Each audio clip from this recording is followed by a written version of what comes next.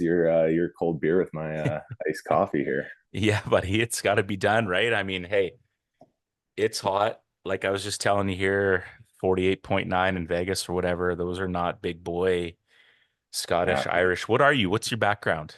McLaughlin. yeah, Yeah. Scottish side, Scottish English. So were you following the Euros? Are you a footy guy? I've tended to start watching a little bit more since being Mhm. over here, and it's pretty hard to avoid. Like, there's a lot of football fans out this way, and like especially the Expats and expat stuff. community. Yeah. Yeah, like that side, the island side, is just full of football fans and jerseys, and like the pubs are just full on game days. But usually Yeah. they're around like midnight or late night, so I Yeah, haven't been timing, staying right? up to watch. No. I got a kick out of like I saw a lot of funny like TikToks and Instagrams of just like the Scott fans just absolutely going off, right? Like Oh yeah. in the pub in Germany, some guy's got the bagpipes and he falls off the table, like just good times. Chaos. So yeah. So you're rolling in, you're getting ready for another season, like we talked about, Yeah. some transition. Your current girlfriend took a position out of town, so lots Yeah. you've been juggling a lot in life. How's life for you these days, and what's your day to day like, sort of?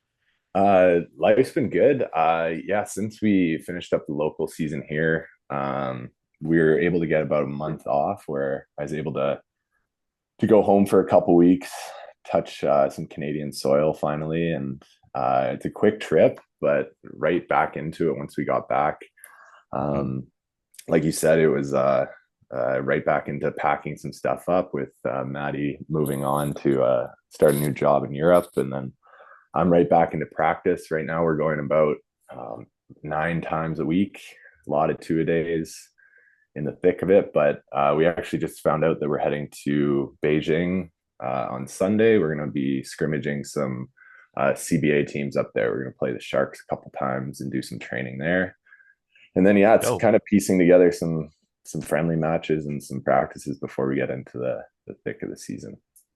Nice. And okay, you're obviously becoming a savvy vet now. So does like going up there and playing those teams, does that excite you? Is that like, or is it kind of just, is your mind frame like just prep for the regular season and what you have coming after you get after that? Like probably it's like when we're young, right? We're a freshman, that Yeah, first roadie, and you're like, oh my God, we're on the road. And then the vets are yeah. all like, yo, man, relax, right? So where are you with that? I'd say this road trip is like the perfect one because we got I think 3 games in 5 days. We're Hmm. in and out. In the past, we have done a 20 day road trip up to China and played a bunch of games, and that's just too long. That's too long to Yeah. be on the road. And but now like the chance to play these teams is super fun. And like last spring we got to go out there and it was about I think 15 or 20 days that we were up there, and we got to play like the Chinese national team, and we got to play in some tournaments, and like it's a lot of fun, especially when we're playing like 12 months out of the year pretty much. That's Yeah. kind of how the contracts work over here. So anytime that you can get games to fill in that time is you'll take it. Hmm. And it's a chance to see a new place, go to somewhere that you've never been before. I've never been to Beijing, so that'll be Cool. cool to head up there and see what's going on, play Nice. some games. Without getting too deep into it. So your girlfriend has been with you for a lot of seasons, I'm assuming. Yeah, we've been together like almost 9 years since I first went to S- Austria. We met in university, So so what's that going to look like? Like, is she like you come home after a game, like, don't worry, babe, just have a glass of wine and do your stretches. Like, what's that vibe going to be like? It's going to be different, right? Like that's a yeah. big thing. Yeah. Yeah, it's a big change. It's something that we have experience in, uh, unfortunately, with the long distance. Because back when I first accepted the contract to come over to Hong Kong, she was just starting her master's in Toronto. That was when I was living in Vancouver, Yeah. as you know, and we didn't really see the how it was going to go over those next couple of years with the COVID pandemic and all that happening. So that was a big Hmm. um, roadblock, and that made things tricky. But we figured it out, and by the time I came back to Canada, it was kind of that moment. All right, the next place that we're going together, which happened to be Hong Kong, and then we've been here together for the last 2 years. She found work over here, was doing her thing, and then that work led her to getting a job in Europe.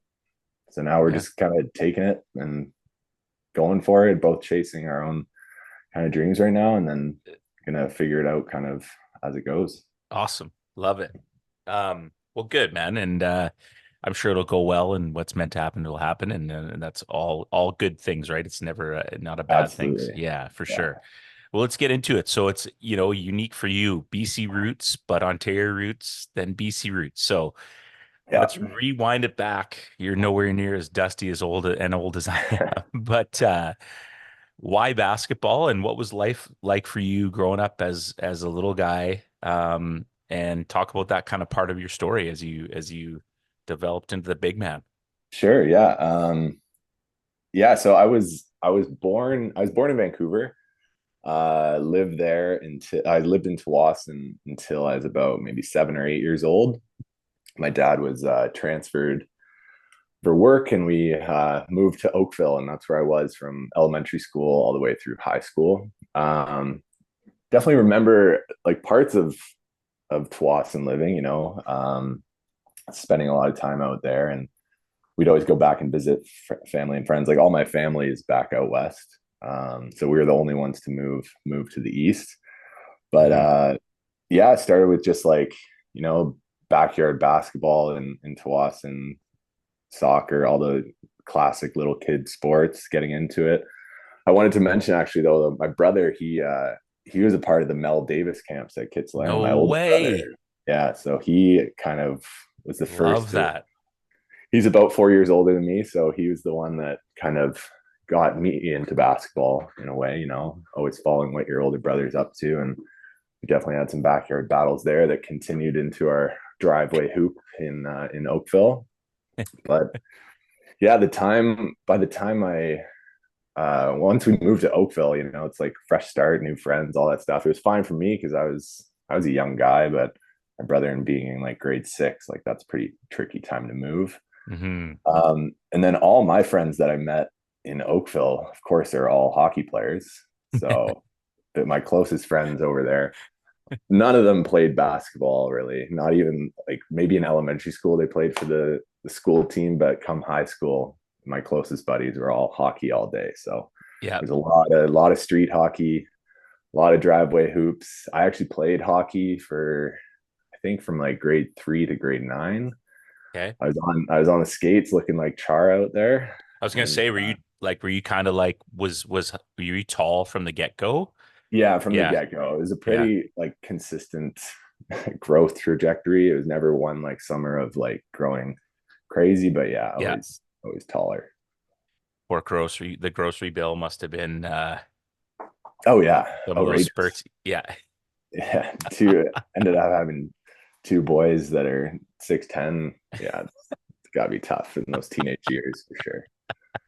Okay, so the very stereotypical, move to Ontario hockey thing.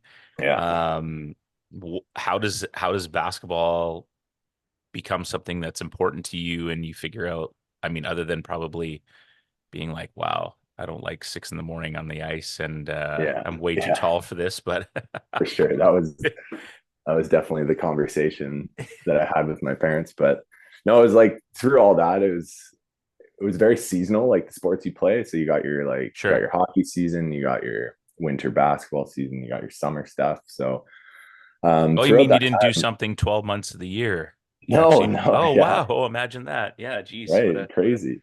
Yeah, at 7 years old, they didn't throw you into something at 12. Okay. Yeah. Anyways, carry No, on. Sorry. yeah. So Cough, no, cough. Yeah. was a little, yeah, was a little all over the place with all sorts of sports like playing, and uh, started playing basketball in like more organized out of Sheridan College actually. Yeah. Dave Nice. Ferentino, he ran this program Double Blue Basketball, and that was kind of like house league, and they'd kind of have some like tournaments, like in-house tournaments and whatnot. And that was kind of like the first time I remember being like in a college, seeing these older players practicing after us, and just kind of being like, whoa, okay, like this is a cool place to play. Like, Hmm. and that was a cool introduction to into like more organized, like 5-on-5, and kind of like working on skills. We'd always sign up for camps kind of every year. But then it was more in like grade 8. That was the first time I played for a more competitive club team. And we were called the Oakville Venom, and it was coached by head coach Tennyson. And actually, this was like he was a very intense guy. And this was the first time it was like went from that house league level up to that. All right, Okay. we're playing. Like Mm-hmm.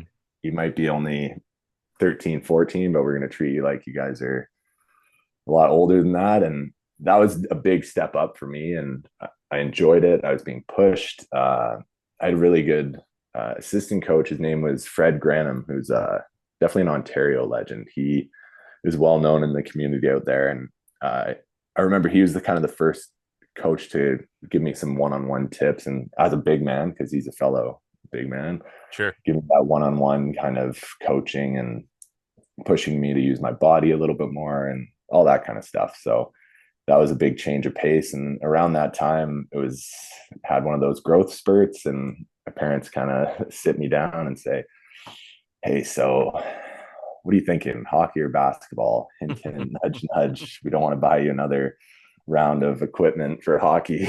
Yeah. And I was in the same boat. I was playing hockey more for fun. And at Yeah. this point, my brother was playing high school basketball, so I knew that that was something I wanted to continue more seriously and get more into like the club and the rep teams over there.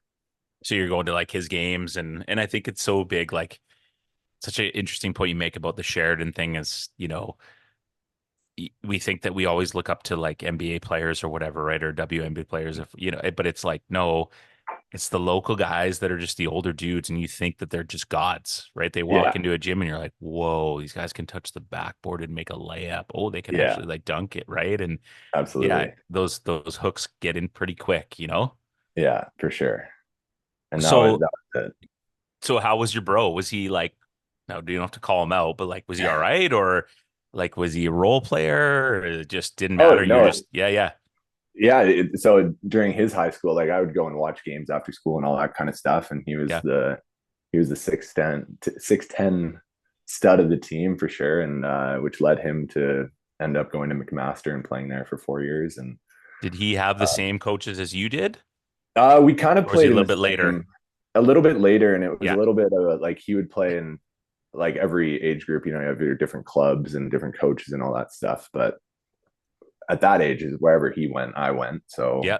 Yeah. every weekend was pretty much driving down all across the GTA, different tournaments, sometimes going across the border, all that Yeah. kind of stuff. So that exposed me more to like kind of the competitive club side, the high school level, and all that, um, which really opened it up. But yeah, and into high school, like every year, it kind of gradually um, got more experience playing with like different clubs. And the club system over in Ontario is a lot different than what it is now in Ontario, but also BC. Like it was a Sure. lot stricter then. So like once you're in high school, you have your high school basketball season, and no club or AU was allowed to operate Oh, or run wow. practices until a certain date hit in the calendar. And Okay. then springtime was when all the club teams would be able to start practicing and kind of doing their thing. I Hmm. can't remember the exact like calendar, but I remember that it was a very strict rule about different sports and when you can play them back then. Interesting. Yeah. Mm. That's not that long ago. No, Like you're not that old. yeah. So this was It's before all the OSBA stuff and before yeah. uh, kind of yeah, just the Ontario, like even the high school, how high school runs in Ontario. I noticed a big difference from BC, Yeah. but yeah, It shifted a lot. I mm, mean, like to be totally honest, I think we're kind of trending in that same direction, right? Like I think the yeah, boundaries are right there. Clubs are finishing on the last day before practices started high school. And then the minute, yeah, we talked about Heinrichsen, like his son, they won the provincials this year, and Sunday morning he had a club tryout in yeah, Vancouver. Like they didn't even go back, right? So right.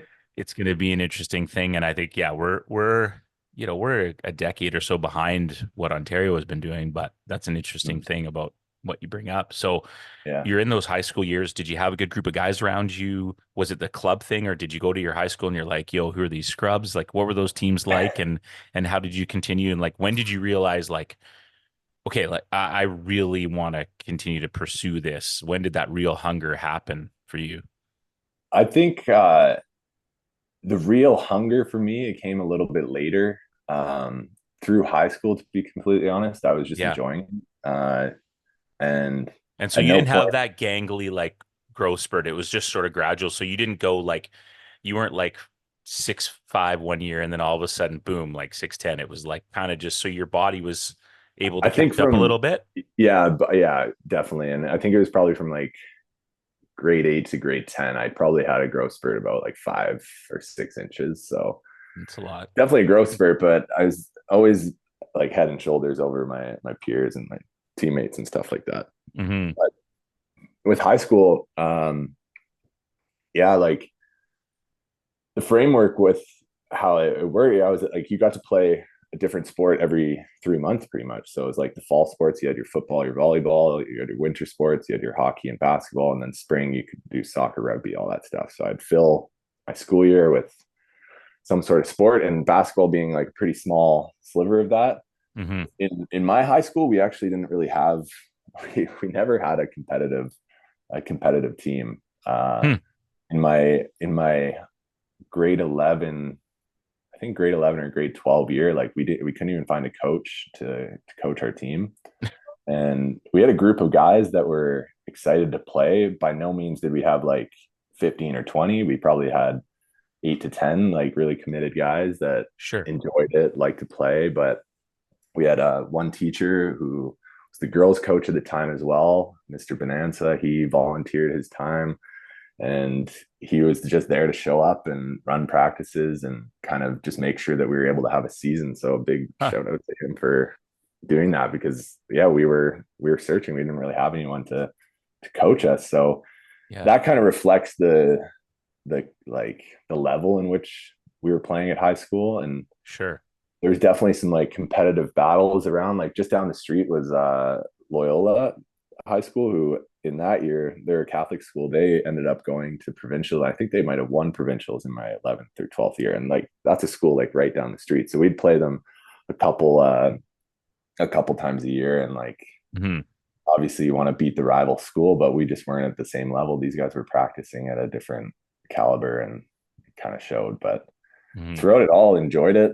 And then yeah, so like the club was completely separate from that. And then come springtime, trying to find a team to play for.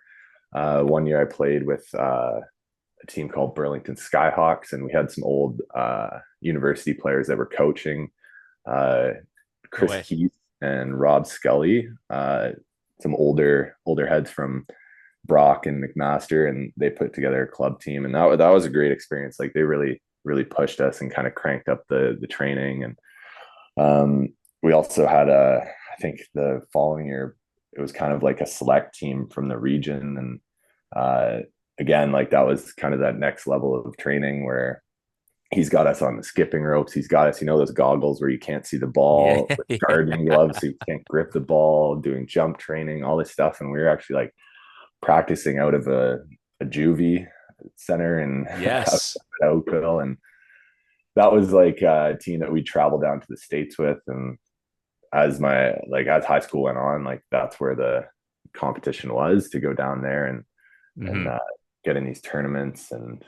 Uh, and that was after the provincial tournaments. So like the OBAs for club, that would end in I think like early summer, and then the rest of the summer was dedicated to any extra like AAU teams. Right. Yeah, it's Mhm. interesting. Such a different model. Okay, now time out though. You threw out rugby. Were you out there rugby like gangly 6'6", like 6'7"? Were you out there? I did 1 year of rugby, And and it was fun. I enjoyed it. I can't yeah, say I was very good at it, but I did no, get to like kick for a few games, which was fun. nice. Yeah, Uh, yeah, I thought I tried collarbone all, was and intact. Like collarbone is intact. Yeah, yeah, nothing. We had a great rugby program at our school actually, and yeah, so the coaches were really good. They didn't just throw us out there, yeah. and So so so it's safe to say that for you, like your situation's unique in the sense of like high school was the thing, but without everything outside of high school, maybe you wouldn't have been able to grow and develop like you did. Is that fair to say? Yeah, for sure. Yeah. Those summers definitely like pushed the pushed the envelope and kind of open your eyes up to like way more competition and just like even going down to the states and playing some teams and Right. playing other And what's clubs. that like? Like, It's do you remember matching up against another big dude and you're like, oh snap. Like, was there a moment where you got your ass kicked, or was there a moment where oh you yeah, where you did okay and you were like, man, you know? a little bit of both for Yeah. sure. Like when going down to these tournaments, you never know what to expect, and like even like getting into the right division or Yeah. Yeah. matching up Yeah. back then, especially then, you don't really know these other Like, are we teams. in the Like, no top tier social division? We're going to media. lose every game by Yeah, 60, or are we in the division where we're the U16s and the U13s are playing up and you're like, yeah, what the heck? Yeah. Yeah. exactly. Yeah, and Hmm. like me always being used to being like the tallest guy in the gym, and then all of a sudden you go down there and there's like you're seeing everyone eye to eye, and every team has a guy bigger than you or something like that. So that was a big change, and like even in Ontario, like coming from like Oakville or a Burlington team, and then we're going into Toronto to play in these tournaments at like Hoop Dome or something like that. You got your Mississauga teams, you got your Scarborough Blues, you got all these teams, and you're like, oh, okay, this is a different level. Like this is different. Yeah. Yeah. We got to And step up. I gotta, and yeah, sometimes you get your ass handed to you, and it's like kind of a wake up call, and sometimes you're pretty successful, but it's kind of a mix of everything. And yeah, just overall through the experience, and always enjoyed it, really liked it, and it was something that I knew I wanted to do in university, and play basketball. I started getting recruited, and it doesn't steal help. this It guy's doesn't stealing my hurt to question. be, He's smooth, man. yeah, He's smooth. Let's go. it doesn't Go hurt ahead. being 6'9", Sure. 6'10" high school. Of course, Sure. I'd be lying if I said that didn't help the Hmm. recruiting process, but definitely puts the spotlight on you at a pretty early age. And with my brother being at McMaster, that helps too. Like, and he, so like for every single game that he was playing on the road, like we'd go watch. So I got to know a lot of the schools in Ontario where it'd be like on a Wednesday night, we drive out, watch the game, or Yeah. Saturday, like pretty much every home game, my parents were taking me with them to go Hmm. watch these games, whether they're Laurier, Western, Mac, Toronto, wherever. So I That's feel like super I unique. gotta, Like, you're getting a feel yeah, for the environments, the school. Like, do I like yeah, their jerseys? Do they have cheerleaders? Like, you're taking it all yeah, in. absolutely. That's And dope. even just Yeah. like the kind of soak it in. So like the idea of playing in university, that definitely came early, just through seeing his experience, and it's something that I wanted to do. Hmm. Um, but that being said, like uh, being recruited in Ontario, like I always had an inkling that I wasn't going to stay in Ontario, and I kind of wanted to leave. Ever since like moving to Oakville, my family would go back out west and visit in the summers, and like my grandma was living on Denman Island in BC, so we'd go and visit all the time, and that started feeling kind of like home out that way. So Hmm. in grade 11, it was just a spring break trip. My dad took me and my buddy out to Denman, spent the week there, and then on the way back, he said, "Hey, why don't we? Do you want to go check out the school on the island?" I was like, "Yeah, Victoria. Like, let's. Do you mind taking us down there for the day?" And I literally walked into Bocamp's office, knocked on the door, and said, "Hi, I'm interested in coming to your school. I'm interested in playing here." And it kind of became like once I knew that I was going to visit there, I was looking at schools out west. The idea of going to UVic was growing on me, especially once I learned about like the program history, and then stepping foot on campus, I started being like, okay, I think this is the place I want to go. It has the Hmm. program I want to get into, and That's everything kind of started hilarious. falling into place. But I always joke with Bo, I'm like, how often does it that a 6'10" kid comes into your office and says, I want to come to your school? Now, um, I'm assuming that the majority of schools in Ontario in your grade 11 year are fully interested as well. Yeah, Yeah. yeah. And especially in grade 12 too, like a little bit in grade 11, there's definitely coaches putting out feelers, and Hmm. And then grade 12, like the formal application process kind of starts. I can't remember when, but yeah, like through the summer and whatnot, these coaches are reaching out, emailing, and trying to recruit. And I met with a few of them. And but yeah, So, my heart was set on leaving Ontario, so it was kind of a tricky, I was, right. yeah. You should have played the game a little harder, but still, like, and no knock on Bo. I find this across the board. I find, being a high school coach too, it's like, and no knock on any coach. I just find the recruiting game in Canada so weird. Mm-hmm. Like I feel like coaches defer and they just say, "Well, I'll never get him." And I'm like, "Well, you know what? If Bo had just somehow found out about you or whatever, Yeah, you probably would have been like, yeah, I'm in, right? But for it's sure. just and now I mean we're in a different place. Like you got YouTube, you got Yeah, you got all these online things and stuff and whatever else like Huddle and I got my highlight. But yeah, I just find I find it's such a hesitant recruiting process. And I've never understood that. And I know yeah, that there's budget and things and sounding like an old dog and any U sport listening coaches could be like, yeah, F yourself, Mitchell. But you know what I mean? Like I just like I'm like, yeah, what an interesting story. Like I find that yeah. And so like yeah. it was a different time too. Like I'm not that old, but it was like the Yes. age of no scholarships, right? You could get bursaries in Ontario. I think the West just started with scholarships and that kind of stuff. Hmm. Um, and like the country was a lot bigger back then. I feel like UVic, I don't know about UBC, but a lot of the Western schools, like maybe their recruiting process was less focused on Ontario. Like it almost For seemed like sure. it was a little more separate. And um, You but know, yeah, Islanders, man, they don't want to leave the island. They recruit on the island. Come on. You know yeah. these people. They give me a hard time. My brother now lives on the island. I'm like, dude, take the ferry over for the weekend, for Hey, God's sakes. Like, get off that's the the place rock, to man. be. That's the place to be. I can't hate on it. I lived there too. My dad was the store manager of Woodward's. We lived in Victoria. I went to Willows Elementary, man. Oh, awesome. Yeah. So I get it, but Yeah. you Islanders, man, just relax a little bit. So then you're going into your senior year. Are you like after that conversation with Bo? Are you like this is a done deal? Are you like Well, yeah, yeah? so then I didn't just show up and then But enroll then and you're then that going was though for the day. Like you're only going for the day. It's you. Did you every yeah. year? So Is he that like let's go get a workout in? Like no, that was just an introduction, and even for myself, like at the when I walked into the office at that point, I didn't know I was going for there. That was just like a yeah. building block of kind of the whole process of deciding where I wanted to go. And Also super cool of your dad to be like, hey, want to go check this out? yeah, absolutely. Yeah. Like you're Mhm. like, I just want to hang out with grandma and like, go look for starfish and be like a hippie on the small island. He's like, let's go check out this place called UVic, right? And like, Yeah, yeah, funny, like, we're not in an era of like where you're Googling everything and then you realize like, wow, you see the banners, you see the Hall of Fame, and you're like, whoa, this is like a yeah, storied program, right? Like sometimes how absolutely. naive we are at that age, Sure, right? Without definitely. your dad saying, hey, let's go take a road trip, Yeah, It's cool. absolutely. So yeah, like that that was a big kind of that was a convincing just stepping foot on campus, but that Hmm. was the very beginning. Had the whole summer of playing again.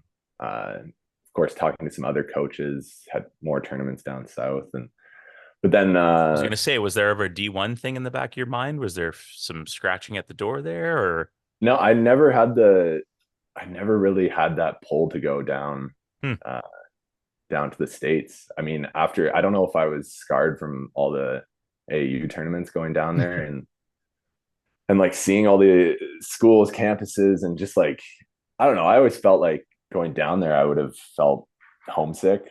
Um, I was always interested in getting my degree, and that was something my parents always talked about was like just balance in life, and Mm, oh, you can playing competitive basketball and like playing these sports going after it, but also let's think about your schooling. Like, what do you want to take in university? What do you want to like, the full picture rather than just yeah, saying, okay, we're going all in on this scholarship at this D2, D1 school.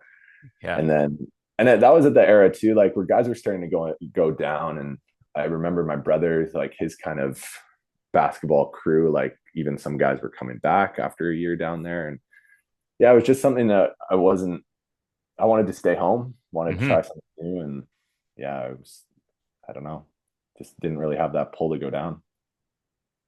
So, okay, sandbagging a lot of this. There's no way I didn't have the pull or whatever. Yeah, we know there were offers. So, when does the commitment happen to you, Vic? Is it before your senior year? Is it halfway through? You It was you halfway were through. you weren't a cheater. You didn't do grade 13, right? Yeah. No, No, okay, yeah, you weren't no. one of the. Although so like halfway through that, halfway through that, my senior year, they flew me out for like a proper visit Nice. and got to meet the team, got to do uh, watch some practices, participate a little bit, and just Hmm. kind of get a feel for the campus, stay with some of the guys on the team. And that was a great experience just to see everything in action. And that was like definitely the selling point of um, the school. And I felt like I knew where I was wanting to go. And that relieved a lot of pressure too, because at that age and everyone's wondering where someone's going, especially in the basketball community, who's Yeah. committing where, who's going here. There's kind of that added pressure of like the recruiting process as well, Hmm. right? But yeah, come grade 12, I knew I was ready to move on from university. In retrospect, honestly, I think grade 13 could have been a good option for strictly basketball. Hmm. Uh, but mentally, I was ready to move on. Um, but yeah, then before heading to Vic in like August, September, like it was another round of tournaments, AAU, and kind of joined a select team, headed down there, got some more experience. I think I got a lot more eyes on me from some schools down there in that last summer. But Hmm. it was again kind of the I'm already committed. I know where I want to go. This is it did relieve some of that pressure and some of the teammates being, oh, but you could go here, you could go here. And it's like, I'm good. I'm set on my decision. And yeah. That's awesome. Yeah. I mean, says a lot about you as a person and like how you think and how you analyze things. I think says a lot. Also, your era too, like to have a grade 12 or a senior year of AAU too, like that wasn't a thing very common as well. Like you kind of graduated and there was nowhere to go, right? Like they Mm-hmm. used to do the U19 nationals at the provincial level, but Mm-hmm. it was kind of like you finished high school and then you would just get ready for post-secondary, but you still had another year. And also interesting that you didn't take any of those bites, man. Wow. There's Yeah. nobody close, eh? No, No. no. And honestly, it wasn't like there wasn't a lineup at the door. I wasn't getting crazy letters or anything. Like I Right. wasn't being recruited that heavily down there. There's the odd kind of interest being sent the way, but nothing that was like there's no like no D1 March Madness kind of level school that Yeah, was yeah. knocking at my door or anything like that. But So then you hop on the plane, or maybe you drive out as a family. I don't know. Make your way to Vic and talk about those years. I mean, lots of personal success, individual accolades, playing for a storied program, a national contender every year, the goods, the bads, the in-betweens, like, yeah, Canada West championships, maybe not so much, whatever it is, but talk about those 5 years. I mean, I think sometimes we think 5 years feels long, but it kind of goes by in a flash, hey? absolutely. Yeah. I Yeah. just actually, speaking of 5 years, I just realized like I'm coming up on living in Hong Kong here for 5 years. And I was like, Which once I'm is past that is longer than I lived in Victoria, which is a crazy realization for me. So, right. No doubt. um, but yeah, jumping into first year with the Vikes, like many people say, it's your whole world it changes. You're playing against men. You're a 17-year-old kid going into these practices, and especially on our team, that first year that I showed up, Who are your vets? Yeah. had vets Ryan McKinnon, Mike Berg, uh, those that crew of guys, like that era. They were great, but these guys are like, yeah, like you show up, haven't been hitting the weight room until pretty much until your first university program at that Yeah. time, and like you're just yeah, the physicality is a complete difference, and just like the level of training, trying to balance school and practice schedules is like a whole new world, and then just constantly being exhausted, right? Like these practices that are 2.5 hours, sometimes 2 days, all that kind of stuff is just a huge adjustment period. But overall I enjoyed it. It was challenging. Having those older guys, especially, I think we had like my first year, we had three centers that were all older. So I was kind of off Damn. to the side. But then my second year, yeah, some spots kind of opened up and it was just Mike Berg and Pierce Anderson, these other two bigs. But yeah, the first 2 years were tough. Like I think I averaged 4 minutes a game, something like that. And it was something that was a big adjustment. It was difficult, but yeah, like the group of guys that we had on the team were great. Enjoyed the process, learned a ton, learned a lot, and kind of just kept chipping away at everything.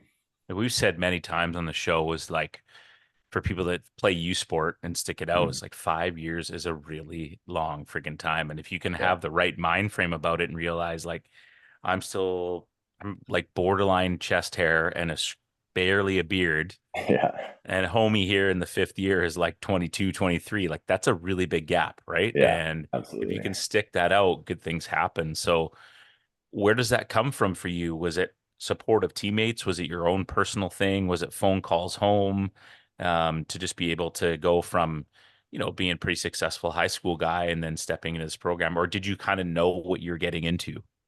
I think I had an idea that it was going to be challenging, but yeah, having all those support systems is Hmm. super key. And like made some like moving across the country, was lucky enough to make some really good friends like in that first year, and like they were super supportive and still to this day of basketball career. But Yeah. yeah, back then even yeah, it's just I think making the decision and committing to the program and committing to playing there. I mean, you got your scholarship as well on the line, so there's a lot of factors that kind of push you through. Like the idea of quitting and not playing, that wasn't Yeah. really in my, Yeah. you're chasing that, the idea of playing and making it to your fifth year, especially in that era. I think to finish, like transfers weren't as common between Yep. schools. We were maybe at the beginning of kind of that era. But if you went somewhere, you'd stick out your 5 years and kind of put in your time, put in your work. But yeah, I was even in the summers, like between my first and second year, like I my first summer I went back to Oakville actually, a Okay. little bit homesick, and Hmm. like I was working a landscaping job for the summer rather Someone than please wash my underwear for me other than me. Yeah. Yeah. I need a home cooked meal, please. Yeah. Oh, the Um, classic city job, hey? yeah, Yeah. yeah. I was Yeah. working we were laying. Four naps a day, coffee breaks. Oh, no, this is a private company. We were laying brick driveways all Oh. summer in Oh. Ontario heat. So that was, I guess, a different type of cross training. But you're trying to save up money for the following school year, and but then yeah, in retrospect, I mean, wasn't doing much training. I was playing in like a couple uh, men's leagues in the GTA, but uh, and even in my and then after my second year, that's when I decided to stay in Victoria. You're around Okay. the gym more. You're a Vic guy. I was actually working at Capital Iron for the summer, make some cash for the year, the Victoria staple store. But Yes, sir. yeah, hung around, and yeah, after my third year was kind of where everything changed. Had a good summer playing and just staying in the city, and they made some coaching changes or hires, I should say, where Spencer McKay joined our team and Phil Shut up. Ole joined our team as an Yeah. assistant coach. Yes. And those are two UVic legends, big man. They both have multiple national titles with the program, and their presence with the team was a complete game changer. Hmm. Especially Spencer, who we kind of changed our training, where like morning individual work was kind of more. It was better. It kind of leveled up, and I was working with Spencer a few times a week every morning, and I Nice. have to give him credit. That's the guy that gave me my hook shot essentially, and The meat kind of hook. planned the meat hook. Yeah, something I use to this day. Nice. But he was the first guy to kind of plant the idea of like basketball after university playing professionally, because I think he played for like 14 years or something Yeah. overseas.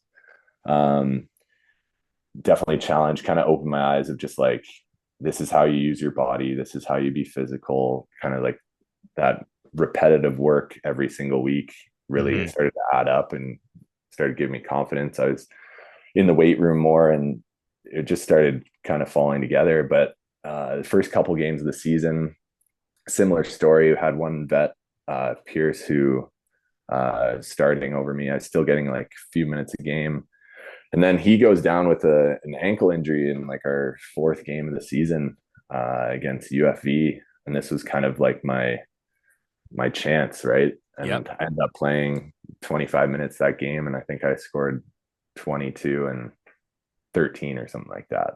And then it was like Nice. kind of a self realization too, where it's like, oh man, like if I get to see the floor, like the things I can do, like I just proved Yeah, it to yeah, myself. You never really know until you're presented that opportunity, and for that was sure. pretty eye opening and like a huge confidence boost to just continue on with the season.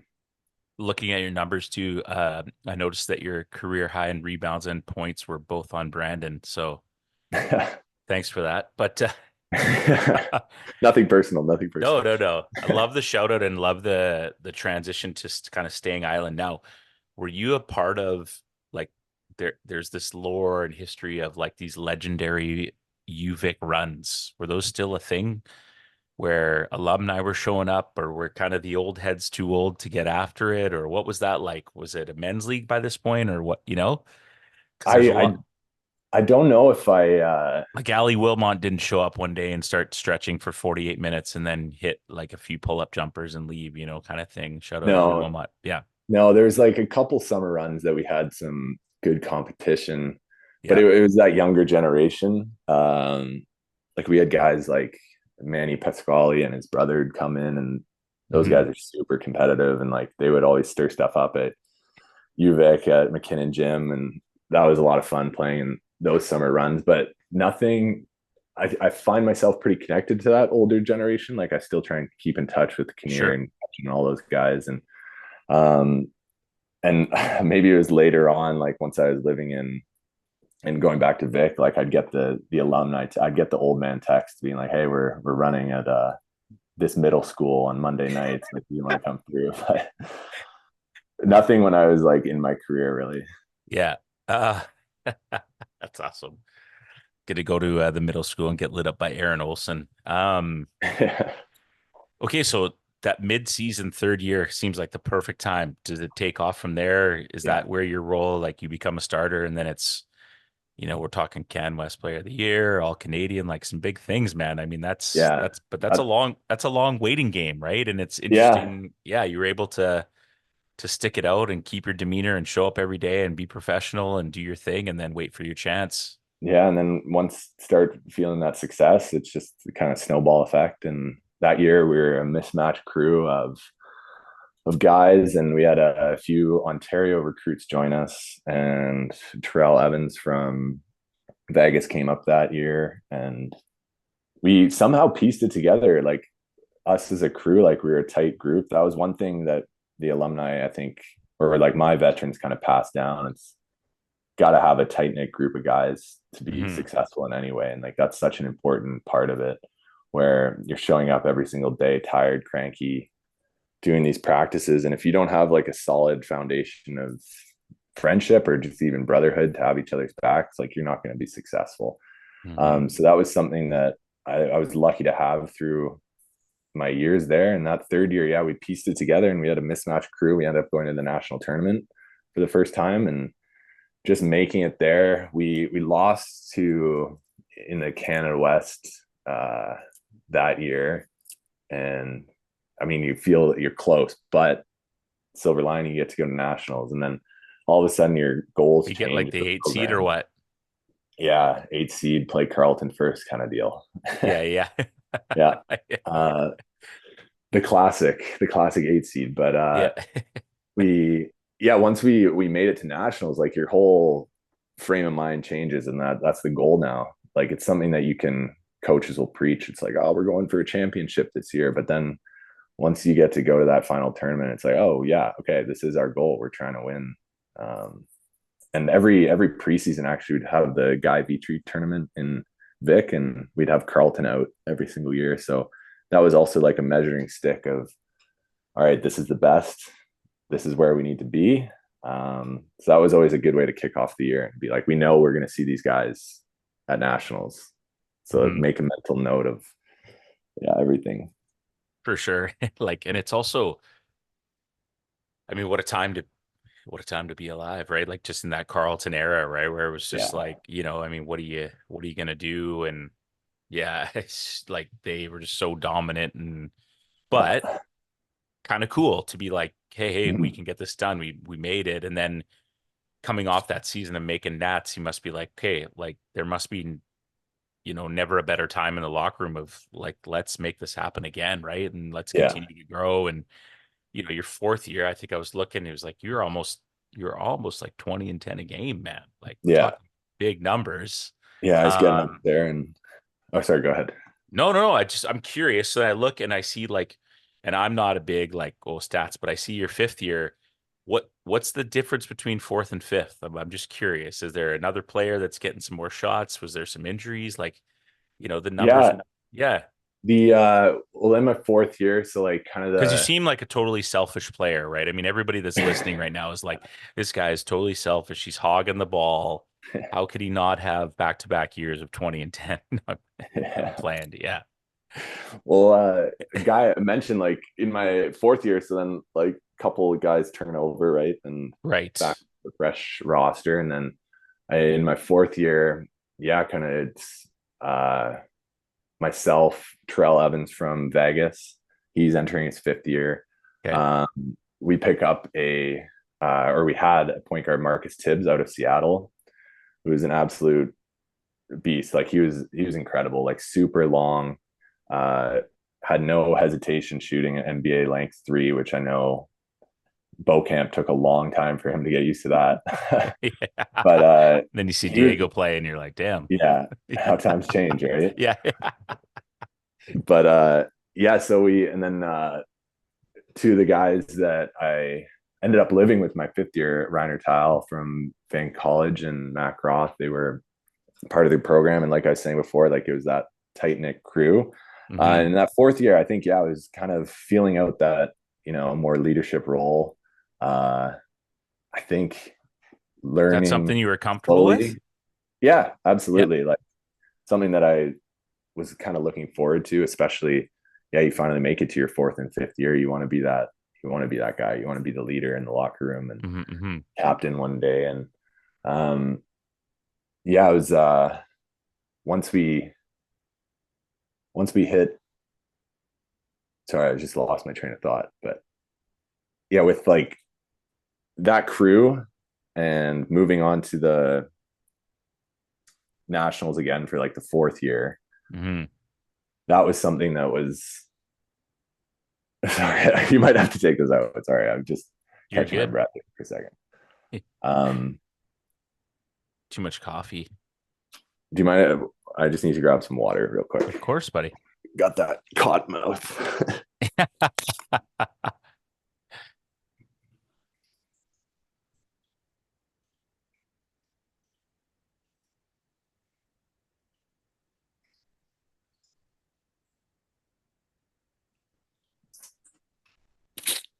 All right. Dude, there's times where like the guest is giving like a really good story or something, and I have like I'm fighting a cold from my kid, and I'm just like, Yeah. I'm like trying to cover the mic and just because I don't Yeah. want this is something I don't want to be deleted out, And I'm like, Yeah. then they're like talking, I'm like, that was really good. Like, how do I respond to this? Keep Yeah, going. Keep. yeah. No, you're good. Okay, Carl, you heard this. Actually, Carl was like, I remember him. I used to play against him at open gym. Do you know Carl Sabula? Carl Do you remember Sabula. Carl? It's a big guy. I probably recognize his face, He's but the I'm not. editor of the pod. Oh, nice. I told him you were coming on, and he's like, "Yeah, man, I used to."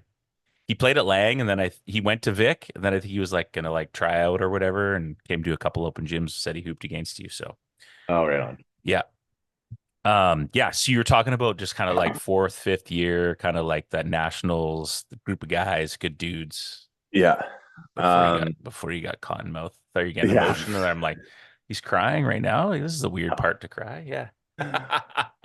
It all blurs together, at the For end. sure. For But just trying to sure. like piece it together. But Definitely a thing. Yeah. yeah, so then fourth year, uh yeah, it was similar where we had another really successful year and headed to Canada West final. We're Hmm. served up another silver medal. And then Served up another silver medal, he yeah, says. Does that not sound close. bitter about that at all. No. Yeah. And that one we lost to Alberta, Jordan Baker and that squad over there. But then, yeah, I had another. I think we did better. We made it out of the first round of nationals that year. Got that much closer, and so that was like that added motivation. Obviously, you're a little choked to again make it there, but once you're at nationals and you win a game, it's like this was such a successful year. Like you Yeah. can only be proud of yourself. Except that Canada West title is still kind of just stings. Yeah. So into the fifth year, actually in between our fourth and fifth year, we ended up getting an opportunity to go to Japan as a team. Nice. Uh, and that was through kind of Ken Shields' connections over there. He helped coach the Japanese national team a few years back. And I guess this organization over there will fly in a team once a year from around the world. And somehow we got on that ballot. Sweet. We got 10 years or sorry, we got 10 days of um, games out in Japan, and that was like the first exposure to uh, overseas basketball Yeah. and first exposure to Asia. And it was a hell of a trip, hell of an experience. And that was like kind of pieced together the summer a little bit too, like the training where uh, everyone's staying in Vic. We're all getting ready for this trip to Japan. Once you get back, you have a little break, but then you're right back to focusing on the season ahead. Hmm. Um, so that was a super valuable trip and a ton of fun. Just the opportunity to go over there was awesome because usually we would spend our team trip would be to like down to Anaheim maybe for Right. Christmas break, play some D2 schools, but to be able to go that far and play those teams is pretty unreal. Yeah, that's super cool. And at this point, like, okay, so you mentioned Spencer sort of talking to you about like life after university. Mm-hmm. At any point, did you think like I'm gonna end up in something similar to this? Or were you like just like I'm gonna eat sushi and have a great time and hoop it up? At And who do that, you play against? Are you playing like is it men's teams at national team? Like what do you is it their level of university? Like who do you get to play against when you go there? we did both. I think we played two university teams and I think one pro team that was in a lower division. Okay. Something like Also I the think the legend of Ken university was the Shields, host. like, Yeah, right? massive. Yeah. And such a mystery still to this day. you know, Yes. um, always interested to hearing more Ken Shield stories. Yeah, yeah, yeah. There are never enough. That's true. Yeah. Um, Uh, yeah. Go ahead. no, you're good. So yeah, yeah. I mean, finish that trip and then an exciting fifth year. At what Yeah. point?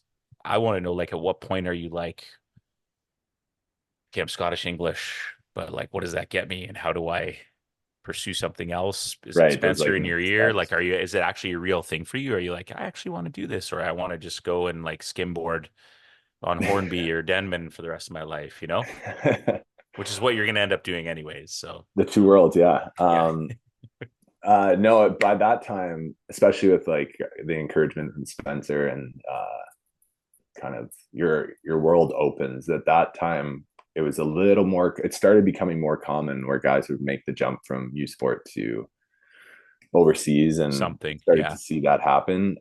So then that's where the mind shift kind of changed. After school, it'd be something that I wanted to pursue, and I think it was after my fourth year at nationals, I ended up meeting Matt Slan, well-known agent in Canada here, and I think that was kind of in his earlier days, but ended up signing with him and uh, we started looking towards kind of the future after my 5th year and coming up with some ideas and whatnot. And of course, going back to nationals that last year, that helps as well. Had a really successful year. We finally got the Canada West gold. That one felt really good. We were in Sask, and that was the after getting 2 silvers. Like that was the banner, and that was the first Canada West championship UVic had won in a long time. So that felt really good. Who'd you beat? Did you beat Sask? We beat Sask that year. Yeah, Nice. yeah, That's and awesome. Now, did you get to, was it, pardon my ignorance, did you get to go to Halifax for nationals? no, no. So Oh, so we you we missed rotated out on around. the. Yeah, we had 2 years in Was it Ottawa. Ottawa? Okay. Yeah, which Yeah. I'll go out and say it was probably the worst place for Yeah. nationals. Uh, you're staying in Ottawa, but then you have to for every game you have to hop on a bus for 45 minutes to get out to where the Sens play That arena's in the middle of nowhere, in for the the middle of record. For anybody who nowhere. doesn't know, like you drive and then you're like, where are we? And all of a sudden you're like, oh, there's an arena there. And then you're in Like it's this so weird. cavernous arena, which is not being filled by any means. So it's Yes. a strange place to play overall. But Hmm. luckily, in my 5th year, it was an awesome venue. They did it at the new Ryerson gym. Oh Uh, yeah. so it was like a perfect size. I think the capacity is like 8 to 10,000 people. It coming back to Toronto attracted a lot of even just people in the city coming to watch games. So For that sure. atmosphere was unbelievable and really cool to play. And we did pretty well at nationals, but yeah, it was yeah, again, fell short in the end, but overall it was a good experience. And then from No. there, it pretty much ties in right into kind of the next step. Like there was really no break that summer because Hmm. they were putting together the FISU team. Oh And yeah. for that year, 2015, they decided to go for yeah, well, it is all university players, but a lot of the seniors that were at the national tournament that year were put on the roster, and Now, do we still have the flow? Is the flow still? the flow is flowing at this point. Yeah, It is. yeah, Yes. yeah, Love it. Love it. full flow. You got to grow when you have it, right? That's my theory. Can't relate. But yeah, sure. Yeah, yeah, yeah, yeah. But yeah, pretty much like had a little bit of time off for like after nationals, finish up school, graduate, and then all of a sudden we're on a flight to Kansas. We did So you our finished on time, got degree, like yeah, everything was good to go. Yeah. Dope. yeah, did a convocation thing, had a good little summer break, and then right into training camp. We actually did our training camp at Kansas, and Nice. Who's coaching that? that was Barnaby Craddock. Yeah, shout out Barnes. Yeah, so he So would put you us guys all just roll together. the balls out and play 5-on-5 pretty much, eh? Like just like Barnes at Kits Beach or what? Come on now. A little structure, a little bit of that, a little bit of everything. Love But me some Barnes. What a guy. yeah, no, it was great to, especially like getting to meet a coach like that after you play him for like 5 years straight is Hmm. interesting to see the other side. For I sure. was so conditioned and used to Beaucamp and his style, and then all of a sudden you got Barnaby, very different personality, and Yep. it was kind of interesting. Someone that you see on the bench for all those games and all those battles, and then now he's your coach. So that was cool. And like we had a Also growing great, to be like a little bit bitter towards him too, right? You're like, F yeah, them, you know what I mean? Like, yeah, yeah, yeah, exactly, rival. yeah. But you But get to go to like a mini Olympics, man. Like yeah, it was everybody says the FISU is just super fun. unforgettable, Yeah, unforgettable, and really like even just the beginning, like getting us together. We're playing the Jayhawks for like 2 warm up games in their facility, dope. matching up against Perry Ellis, and it's just like all of a sudden, like where the hell are we? Like, and Yeah. then Shout out we Perry. Where is Perry Ellis these days? Damn. I have no idea. I think that Yeah. was his senior year when I was there, and That I don't guy know if could he hoop. continued over. Keep But then, going. I'm Googling. Keep going. oh yeah, yeah. Then um, our flight, we went straight from Kansas to Gwangju, South Korea, and yeah, they had a full-on Olympic Village set up or mini It's Olympic awesome. Village set up, but we had like our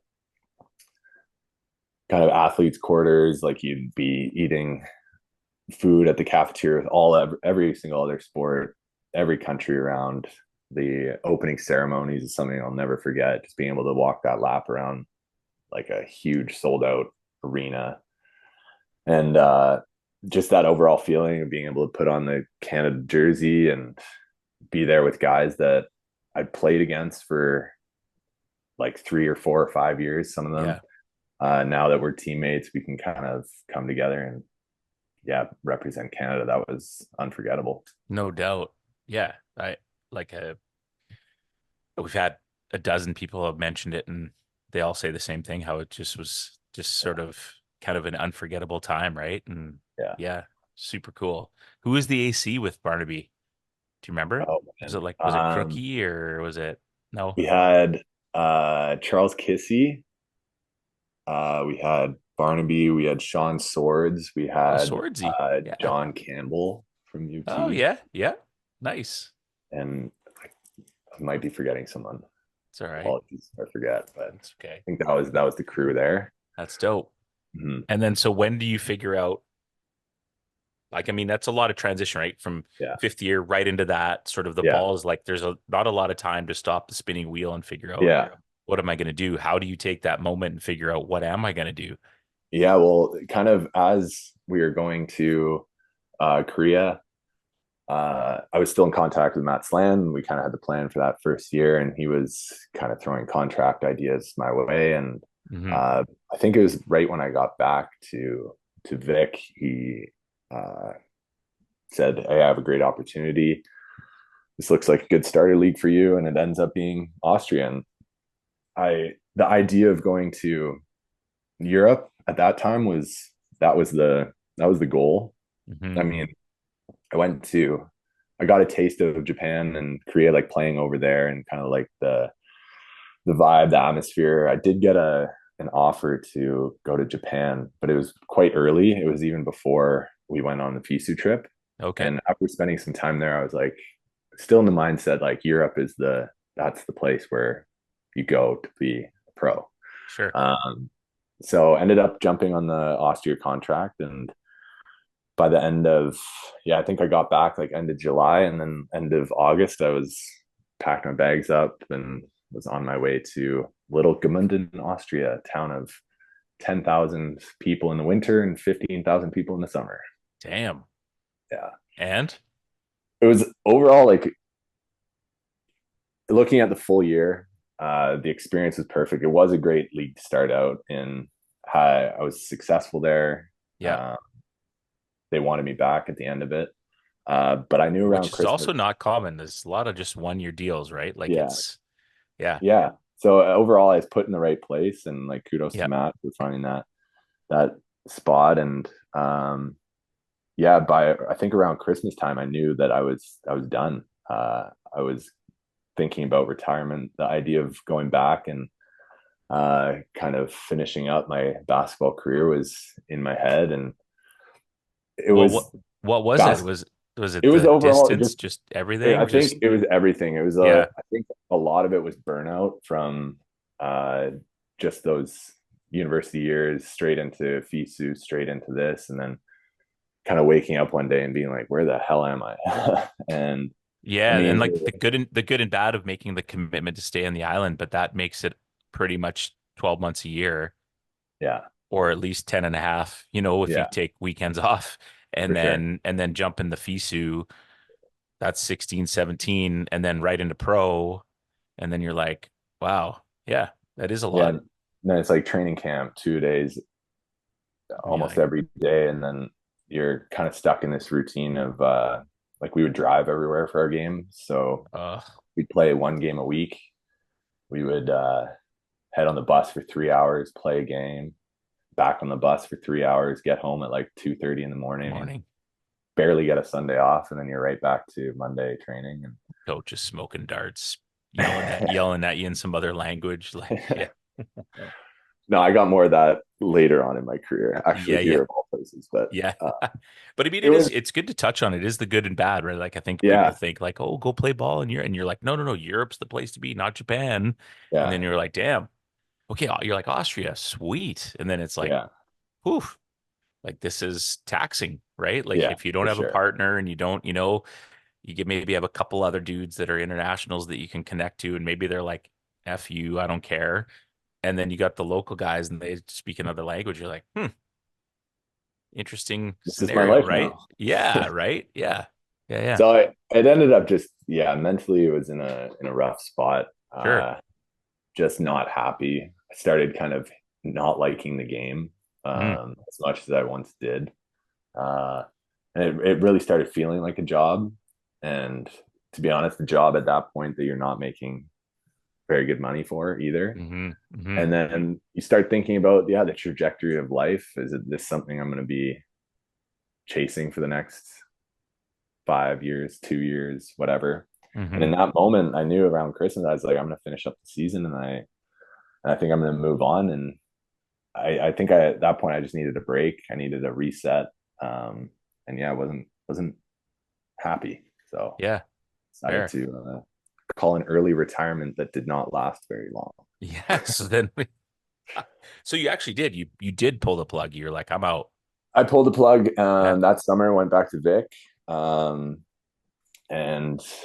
I uh, did not know this part of the story. That's that yeah. September, most of the money I saved up went to me and my girlfriend Maddie traveling, backpacking Southeast Asia for 3.5 months, and kind of just checking out and traveling, enjoying, seeing the world, backpacking, doing the whole thing. And it was like one of the most unforgettable trips of my life. And just to be able Mhm. to explore and have that sense of freedom was something that I had never really felt since, I don't know, I started playing basketball in summers. Like, you always have that schedule, you always have that Yeah.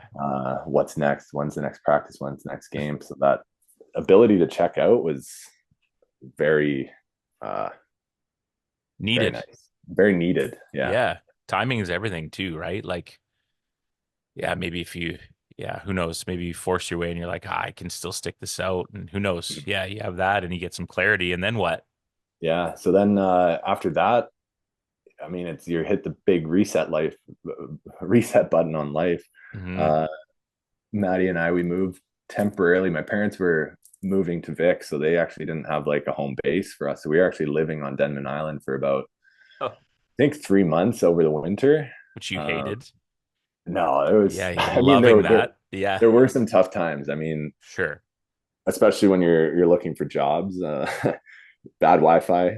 Yeah, It gets dark at 4. yeah, Fireplace is your only heat, yeah, and there's power outages. So yeah, it was cozy, but yeah. um, yeah, we had our sight set on moving to Vancouver, and then that's when my girlfriend got a job over there. I got a job working with like staying in the basketball world. I actually started working with Anthony Beyruti, hmm who runs VK basketball, the girls program. And he hired myself, and Jenna Ralston was already playing or already working there, and Paul Langford, who's hmm a BC legend in the hmm coaches world. The four of us were tasked with putting together a national club basketball tournament, which was no easy feat, Yeah. but overall it was nice to be able to stay involved with basketball and kind of have that as a goal. But it was definitely a change of pace. It was hmm nice living in Vancouver, um, and yeah, it was like that question of what do you want to be when you're older? When you're a kid, as professional basketball player, Yeah. and then again you're hit with that question, but afterwards, okay, now what do you want to do with your life? Yeah. And Yeah. that's I have no idea. Um, so it was a good transition to like at least stay involved with the game and really get to know the landscape of BC basketball, and hmm kind of learn a lot about what's going on. And yeah, my job there for a bit was uh, learn about the country's club basketball system, cold call coaches all across the country, and try and recruit them to a tournament out west at the LEC, and uh, really trying to pitch the framework of bringing together youth club programs to be able to compete for a club national championship, because not hmm everyone gets to participate in national tournament, you look at it, especially for basketball, that is, Hmm. it's very much province by province by province.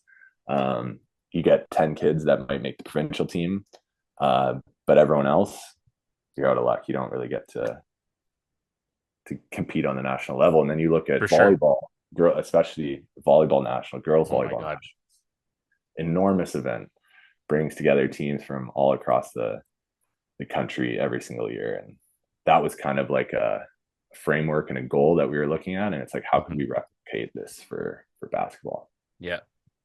But yeah, so I did that for uh 2 summers, running the tournament, trying to zoom Damn, around. you And, took that long off, hey? yeah, yeah. So, but that's where it kind of got interesting, and my pull back to the game Yeah. kind of started while living in Vancouver. We uh, started playing in the men's leagues, Kings League, going to the Richmond Oval, and I Yeah. always remember there's one. I think it was like my first men's league game back, and like I was just absolute trash. I was so bad, felt like I couldn't catch, was out of shape, and I will never forget that feeling. And I mentally told myself, I was like, I'm never going to step on a court again and feel this way, Hmm. Hmm. because this is the worst. And especially too, like an ego thing. It's like, I just played 5 years at UVic and blah, blah, blah. I just played my first year pro. And then I show up and I can't even make a layup or run up down the court. It was a harsh reality check. Yeah. But at that time, I get a phone call from, this was like in 2017, like around like August. I get a phone call from Tommy Nixon. He says, "Hey man, we're looking for a big man to join us for a couple tournaments out here in Taiwan and China." And he kind of sold me on it. I was like, I really have that itch to start playing again. Especially after those men's leagues games that I was getting in every single weekend. Shout out to the haphazard crew. That That was your was name? Yeah, we were the Vancouver Haphazards, playing out of Notre Dame in East Van. Yes. Every Sunday had a great crew of guys there, like Scott Morrison and Graham McCallum and Yes. guys, and Bergie joined again. So we had a lot of fun. That kind of just like brought back, yeah, like the simplicity of it, of just enjoying playing again after Sure. my rough start. Yeah. um, and just got started training more, getting in the gym a little bit more, just casually. And then, yeah, I got the call from Tommy, and uh, luckily I was able to ask Beirudi, who's also a basketball head, saying, "Hey, could I take a leave of absence for a month, go and play in this tournament?" And he says, "Absolutely, why not? Go for it." Sweet. And uh, yeah, that was my first trip to Hong Kong. That was my introduction. And show up, we have about 2 weeks of training with a local coach at the time, and then we end up going to mainland China for a tournament, and then we head over to Taiwan for a tournament, and then I'm back in back in my job, back in Vancouver, just like that after a month. That is so random. So random, So but you it literally just went and like hooped and then came back. yeah, I was an import for a month That's and hilarious. made some cash. Got to play against Sim Bular, another Canadian guy. He was Nice. out of Taiwan at that point, So and Tommy played. wasn't lying. He's like, we just need a big man for a month. Yeah, we need some help, because I think they've mentioned, like, over here there's only one import spot per team. Hmm. And they're going into tournaments that allow like two or three, so they need a little backup. Hmm. And luckily it worked out. And Okay. So then, yeah, yeah, exactly. Hook, line, and almost sinker. But no, yeah, that was the first trip. yeah, And flash forward to the following year, and this is about the time that we started getting into contact. And um, I started working at STM just after I got back from uh, my second trip to Hong Kong, and it was the same thing. I got that So summer phone call. are you 3 years after like UVic now at this point, or is it 2 full years after UVic at this point? This would be 2018, so Okay. 3 years out. Okay. Yeah. Yeah. And yeah, same thing, like clockwork, summer hits, get the phone call, Tommy, hey man, it's this time of year again. We're heading over for some tournaments, and uh, joined him and Nate, you for another round of hoops. We just went to Taiwan this time, and it was awesome. And at the end of that, I started kind of, you're starting to really enjoy the game, starting to get the itch. But then it was at the very end of this trip. Uh, the owner of the team invites myself, my coach, and a couple of the guys out for just like a goodbye dinner. Hmm. He sits. He goes. We're sitting all at a group table. I see him just get up from the move over to like a single table across the room, and just kind of calls me over and calls Billy Chang over, who went to UNBC, was Yes. playing as a local over there for a few years. Um, he calls us both over there, and Billy's my translator for this moment, and he just sits me down and pretty much says, "Take your time. However, I'd like to offer you a 2-year contract to join our club." And it's not something I was expecting by any means, but Yeah. it was like, oh, holy shit! Like this is interesting. I'm gonna have to really think about this. So anyway, fly back to Vancouver, and probably see you the next week at Yeah. school. Um, and For those who don't know, this guy was substitute teaching at STM. yeah, so Yeah. that was after the working with Beirut for a couple summers there. Yeah. Started thinking more long term, and started asking around. The idea of teaching had kind of always been in my mind, but then I was reaching out to guys like yourself and some other friends that were playing men's league, guys that were working in the school system and whatnot, and just tried to learn as much as I could. And it was something that I still consider as like a potential future career after playing. Of course. Something I really enjoyed. Yeah, I worked Hmm. at STM St. Patrick's for those couple months before getting hired as an EA for second half of a school year in Vancouver and Kits there. But then yeah, so then it's presented with this crazy opportunity, a contract in front of me, and coincidentally, my girlfriend, she applied for a master's program of landscape architecture at U of T.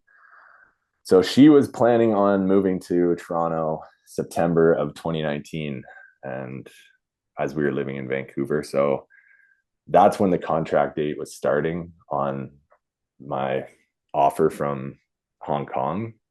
So we kind of looked at each other. We said, hey, like, we both are kind of starting something new. We're both kind of chasing after something. You're going to move to Toronto while you're moving over there. Like, maybe I'm just going to go over to Hong Kong Yeah. and pursue this basketball thing. Yeah. And then, oh, we were both excited, and we both took it in stride, and we were ready to go after it. And then all of a sudden, COVID, The boom, old it's COVID big C word. in the. But even when I first got to when I first moved here, September 2019, uh, Hmm. at that point we were training to be for a season to start in January. It's a little different schedule than the rest of the world. Um, Hmm. and that was the period of mass protests, and Hmm. it was a very tense time in Hong Kong. Hmm. Riots in the streets, very eye-opening kind of experience to live through, especially in the neighborhood that we moved to. I mean, Glenn talked about that a little bit too. Yeah. yeah, So it was there's very multiple tense. multiple nights a week where tear gas is being shot down our street, and we're just like we're high up, but we're looking down and you're seeing all this going on. And it really kind of started off with a in a rough way, just not knowing what was going to happen next, and just being on the outside, kind of observing everything, trying to learn about what's going on. And then, of course, yeah, COVID came in quickly after that, and things kind of shut down. And but luckily the owner who ran our team, uh, since we didn't know, obviously no one knew what the next couple years held. It was like, okay, we're gonna keep you Mm-hmm. guys here, keep training, keep practicing. We're gonna just wait till it restarts. And that essentially happened for like 2.5 years, which I know Wild. like Nate touched on. I'm sure Glenn brought up as well. Mm-hmm. But we were in and out of this like training camp. It's about to start, hope, and then never mind, it's canceled again. And yeah, it was a whirlwind. So what's that like though? Uh, Like from your perspective? from my perspective, I You're like, mean, I'm getting paid, like, I'm getting but paid. yeah, Like I must say, like for the COVID experience, like we had it pretty easy. Um, yeah, it was really tough being away from family and like having sure. these restrictions where like Maddie, she couldn't even enter Hong Kong because they weren't allowing anyone without a visa to visit. So it was on full lockdown, and like we'd have opportunities to go home briefly. Um, and we were able to go. I actually moved back for 3 months to Vic, and we grabbed a place. She was doing school remote, and I would just like train with the Vikes 3 times per week, and Mm, um, so that kept like the training going. But it seemed like Canada and uh, Hong very Kong were kind different. of alternating, Mm, also of like severity. So it was like when it was really bad in Hong Kong, it was easing up in Canada, and then vice versa. yeah, But yeah, like we were able to. I think the thing that got us through it was having a coach that was dedicated, very dedicated and intense to keep the training alive by all means necessary, and keep the standard high and stuff and competitive. Yeah. relentless, Mm-hmm. no days off. So then you kind of realize like, okay, we don't have games right now, but like we're getting in great shape, we're getting better every single day. It's just that behind closed doors kind of training where a lot of guys weren't able to play. Mm-hmm. We had the opportunity to still practice every single day, work really hard, and you kind of just have to say, at least we have this. At least we get to play still. And the weird part would have been like it's probably in retrospect good because had they just said, okay, everything's good, and then oh, by the way, you're playing in 6 days, and then if you're in crap Yeah, shape, it's like, oh man, but you know what I mean? Like if that moment happened where mm-hmm. it popped up, it would have been like, well, at least we've been pushed and we're ready to go. And then, but it also probably for you guys being over there, like it occupies a little bit of your time too. You know, you're not Yeah, just, you know, like it's, exactly. let's just have nothing to do. We still get to We compete have a a little bit, get after yeah, it a every day. little bit of a schedule. So knowing that we've had, you know, championships, were you MVP? Maybe. Yeah, here. Yeah. Yeah, Yeah. yeah. This Yeah. past local season. Yeah.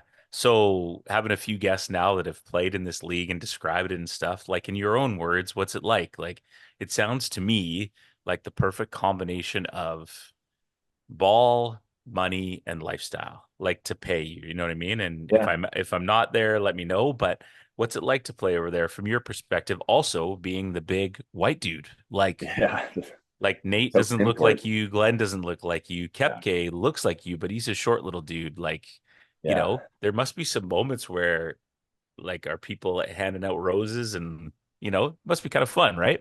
yeah. Well, obviously it's fun. We can't get you back, so Yeah, absolutely. I mean, moving here. I mean, since like those first two trips, that was kind of like easing me into Hong Kong. So that by mm, the time 2019 came, I knew Nate, Tommy, Glenn, mhm. Duncan, our other Canadian friend here, Oh yeah, Big who's Duncan, yeah. local, Big Dunk. So I really had a foundation from day one moving to Hong Kong, Hmm. where like you have these resources, you have guys to lean on. Um, so they made the transition to get uh, to moving there and kind of starting life in Hong Kong so much easier and so much more enjoyable. Yeah. And Just like we, they knew all the good spots, they knew, you know, yeah, all the fun exactly. things to do. Just like, hey, come with us Yeah. this weekend. Like, yeah, And they had made some great local friends as yeah. well, who I am still super tight with to this day. And yeah, even just like a little snack spot, a little place to go after practice. And Yeah. um, so having those, yeah, that support system was so key and so important. And I think that was a big thing that was maybe missing when I was in Austria that first year, right? Yeah. Like it really changed the whole experience. But yeah, I live living here is, I mean, there's a sense of chaos when you land off the plane, different sights, different smells, different sounds. Like there's definitely a contagious energy in the city here. And it's something that over time you kind of get used to and start to Hmm. admire. And where we live, where I've only lived in one like kind of area in Hong Kong, and that's like there's the Hong Kong Island where you see like most of the expats live. That's where the skyline is, the financial district, nightlife, all that kind of stuff. Hmm. And then across the water is the Kowloon side, and that's where I've been for the last 5 years. And right in the thick of it right now, like our apartment is, I think we are right beside the most dense part of Hong Kong, so one of the Ooh. densest places in ages. So we're in the thick of it. Do you have a whip or is it all walking and Oh yeah, no? Yeah. just public transport, and so easy to Yeah, get around. Like it the is. Hey. Yeah, subway system here is effortless, so that makes life a lot easier. And I go for back sure. home and I'm like, look at the SkyTrain or like the bus schedule, and it's just like, Terrible. oh my god, So, so bad. this could take 20 minutes. Yeah. Yeah. It's gonna be an hour and a half. Yeah, for sure. Um, Not to like put a plant a seed or anything, but where do you see yourself? Like, what does 5 years look like for you? But obviously now, big transition with an important part of your life in another part of the Yeah, world. So just sort of day to day right now and having fun and doing your thing or yeah, for yeah. sure. Kind of just like if you told me like 5 years ago that I'd be here playing 5 years later, almost turning 32, I'd think you're crazy. But yeah, I think just going to continue play for another couple years. That's the goal, at least. Finish up everything in Hong Kong here. Finish up my contract, which will go out until like the spring. Mm, Then kind of just take it from there. Get reconnected, maybe over on the Europe side, but hmm. just kind of taking it one little bit at a time for now. Nice. Yeah, but Um, go ahead. oh, I was just gonna say, like in between, so like the kind of some insight into like when I first came to Hong Kong, I played for the kind of like our owner had two teams in the league. And so there's Uh, no regulations, sorry to cut you. There's no regulations on like you being just like a European, like it's all like whatever they want to pay you based on your skill, or like how does that look? yeah, essentially, Yeah. like I mean, the contract's pretty standard. Like it's maybe a little less detailed than the one you get over there. But for this first experience, it was different. It was a little more personal. Like the owner is directly talking to me. Yeah. He's the one Because who these signed. dudes just So love hoops, right? Like they just love love hoops, yeah. hoops. Yeah. Yeah. And It's so I cool. think like Nate, he did a good job. I listened to his episode. He does a great job to lay out the kind of the scene. But just kind of to summarize that from my personal experience, like being like I played for this team, I ended up playing only like 3/4 of the season after that whole COVID time. Okay. And there was a point where the coach was released, and this is where Nate took over as finishing up the season as coach. Player. And I kind of saw it coming that yeah, player coach, yeah, exactly. Yeah. I kind of saw it coming that I might be next on the chopping block, and it Oh, was again like a pause, and I don't know if it would have happened, but it was like another giant chunk of time where we were going to be uh, delayed in the season, and like the head coach for the club just got sent home. So then I was like, uh, maybe I got to think about what I want to do here. And like at this point, I've been in Hong Kong for like 2.5 years or whatever. So hmm. I talked to the owner and said, hey, like we don't really know when this is going to start up again. I'm going to head back to Canada. So Hmm. then that's where I went back. Ended up joining the Bandits for training camp in just a couple days. Got the But call because I played with them back in 2019 before I we went still to. had some flow then too, right? We still had some flow, yeah, up until recently. Yeah. But yeah, I got because I played with them briefly in 2019 as well. So I got the call from Dylan. And I was pretty upfront with him. I was like, I'm interested in joining for a little bit, but after Hmm. being away from home for 2.5 years of this training, like I'm not prepared to dedicate my whole summer. Hmm. Um, but I was interested in joining the training camp, played the first 5 games, which was good. And then yeah, kind of just enjoyed the summer. Finally reunited with Maddie after she finished her master's at this point, Heyo. and 3 years later. So got to do a lot of good family catch up and have some family time, Hmm. um, and then it was that question of like, okay, what's next for us? Like we kind of made a promise to each other, wherever we go next, we're going to do it together. Hmm. So I knew I wanted to continue playing. She was kind of looking at jobs uh, all over the map, and we were just kind of thinking, okay, where should we go? Where do we want to live? And obviously, after a few years of building a foundation and getting some experience in Hong Kong, I felt very confident that I could go back there and get a great gig playing. And Hmm. so she, long story short, ended up getting a job in Hong Kong. We moved, and in 20, I guess it was 2020. Oh man, 20, I don't know. Yeah, yeah. two, years, Don't two don't years ago, don't do 20, yourself. 2022. 2022. Yeah. Or I guess it would be 2021, and Okay. like September. So like that's I had left for 6 months. I come back. The league that I or the time that I left, Hmm. they were just finishing up their season. So I made the right choice in going home. But at this point, I was coming back to not having a contract. Um, Maddie starting her job. I was just coaching on the side, kind of doing some little stuff. But then this team that I'm currently playing for, Eastern, I knew that they are participating in the ABL, the Asian Basketball League. So that was kind of my target. Got in contact with the team. Ended up doing like a little tryout period because our paths never crossed in the league. Like we never really played each other. Okay. The head coach, Zelko Pavlivcevic. I'm terrible at pronouncing his last name, but like a EuroLeague legend, Zelko.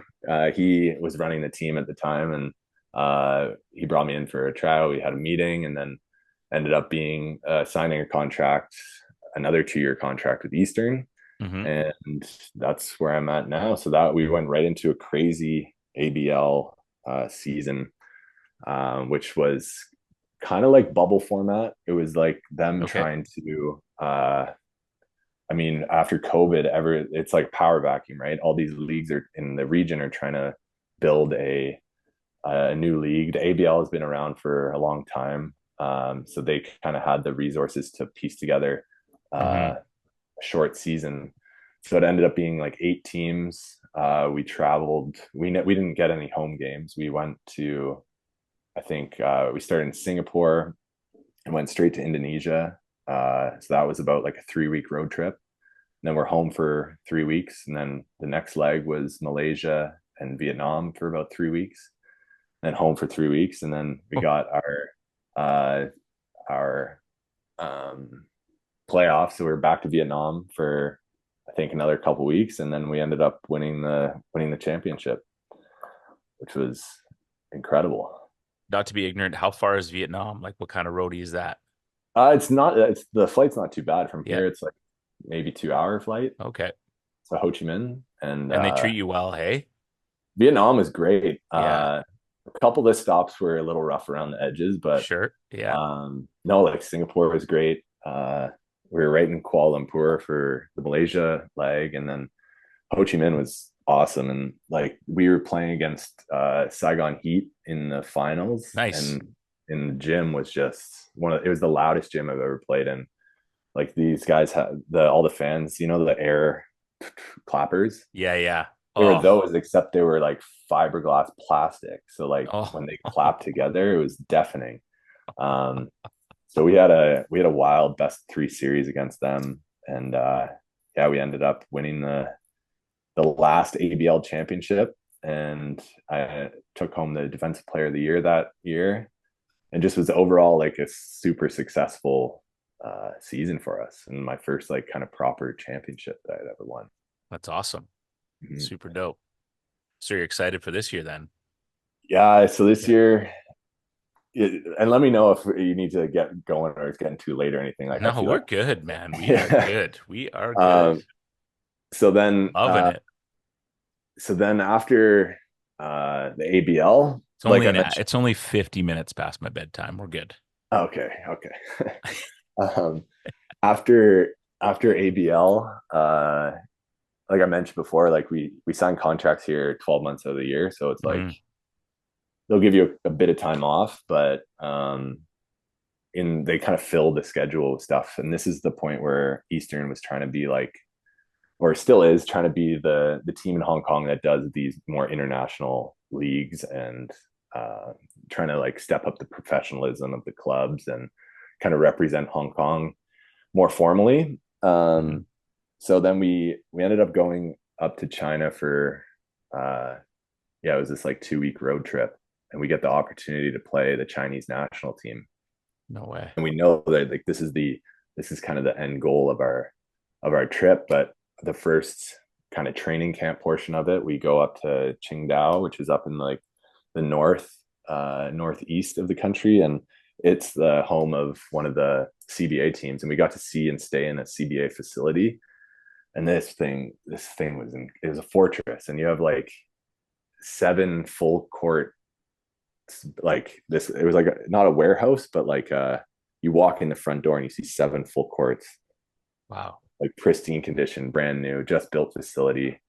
And so that's where we spent our training camp. And then as we like walk down, you see all the different age groups of the national team like doing some training, all with like at the time Serbian coaches.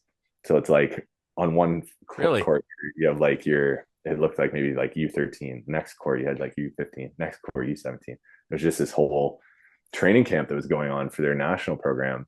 Wow. And then when we got to play uh, the uh, the national team, it was right before their World Cup appearance. Uh, so they had the Serbian head coach at the time, and he. So we were. I think they're missing one of their big guys who I really wanted to play. He's like 7'1", was kind of like the star of China at the time. But Mm-hmm. yeah, we got to go back to back games with Yao Ming sitting on the sideline No and way. behind closed doors. So there's no footage, unfortunately, of the game. Yeah. But we ended up winning the first game, and then we lost the second game. Uh, and I have a feeling that at some point after we won that first game, I'm curious if someone approached our coach and was like, "You might want to Back lose off that a little next bit. game." Yeah. Anyway, but we no, like it was super competitive, and like we hired some help for our team, so it wasn't just me and the locals going up there. Dominic Right. Gilbert was like our he's a local because he has his birth certificate from Hong Kong.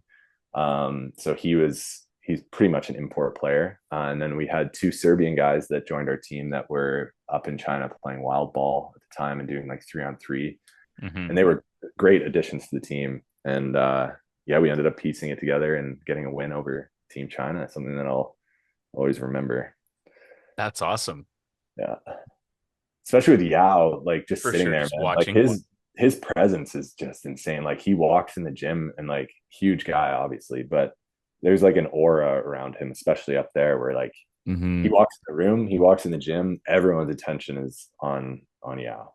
Like he definitely has some power up there and like some big influence in the basketball world. So That's that was cool. kind of cool to see in real life. I'm wondering too, because Canada just played France and it was like a closed door scrimmage and they had clips, but like I haven't seen an actual score, right? So I'm like, Yeah. did they announce that score when you guys played? Or was it just sort of There, I think in like anybody in that news was there articles, knew?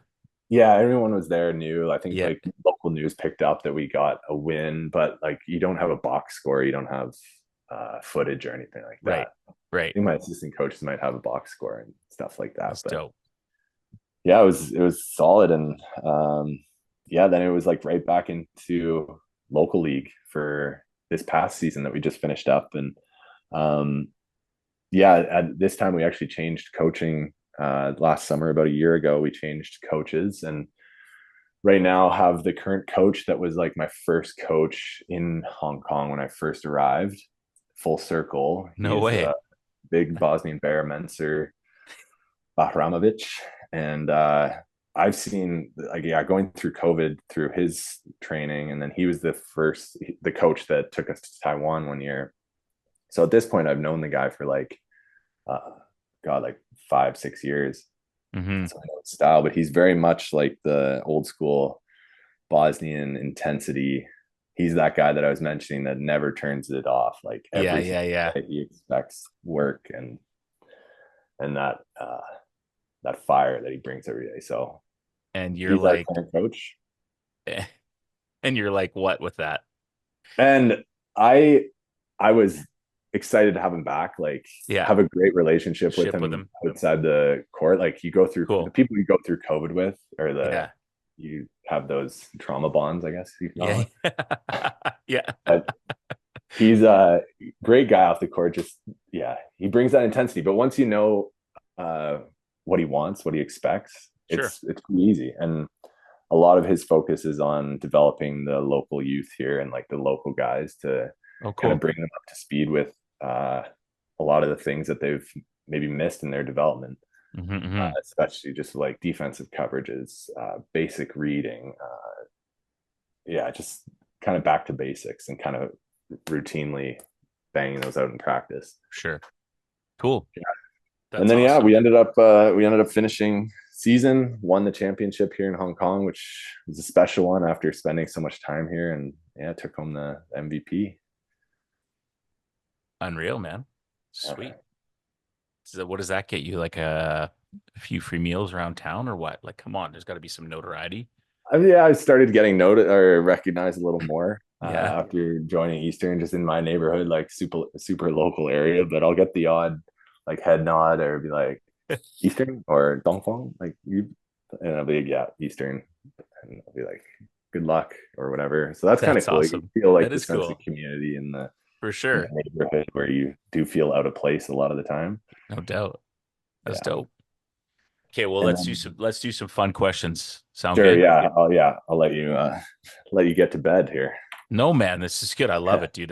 This is like selfishly, I love this crap. So I Yeah, could go on forever. Are you ready? yeah, can do. You could bring a good element actually here. So I'm gonna go right off the bat. Like, what's the greatest bag of chips out there for you? Like, Oh man, and then can you give us like a Hong Kong version? Like, is there something yeah. like Whenever I go you got the home, Denman, you got the UVic, like whatever, but then give us the overseas too. yeah, for sure. Recently it's been when I went home just recently. It's like I'm a salt and vinegar guy, but I think Okay. the new like my new favorite when I go home, I'm getting a bag of spicy dill. Oh, the Vickies. Yeah, spicy dill, Miss Vicky's. That's the go-to. Had one yesterday, can't lie. It's good. Small bag, not the whole bag. They're yeah. Well played. Yeah, that's Well the one. played. That's the one right Okay. now. I like that.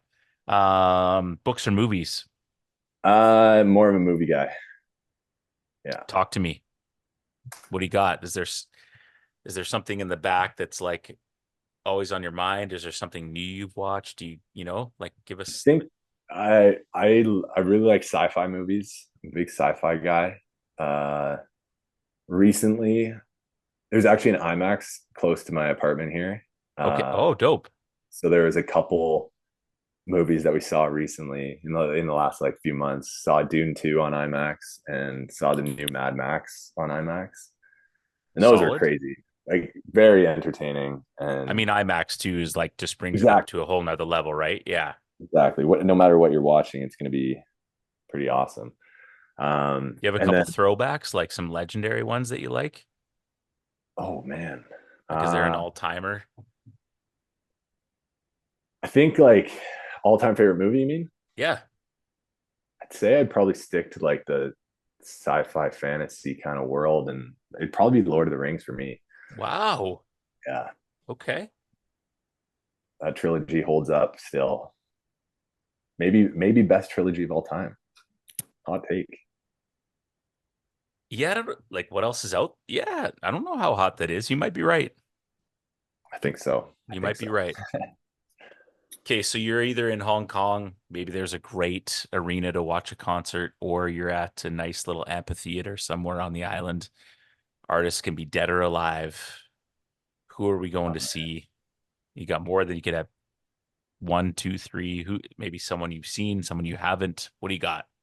Uh, I think I'd have to go with my favorite band right now, and of like all time, last like 10 years, has been the War on Drugs. I don't know if you're familiar with their work. No. They did come to Skookum Festival in Vancouver the one Okay. time they hosted in Stanley Park. So is this a It's like alt rock. It's mainly, yep. yeah. Okay.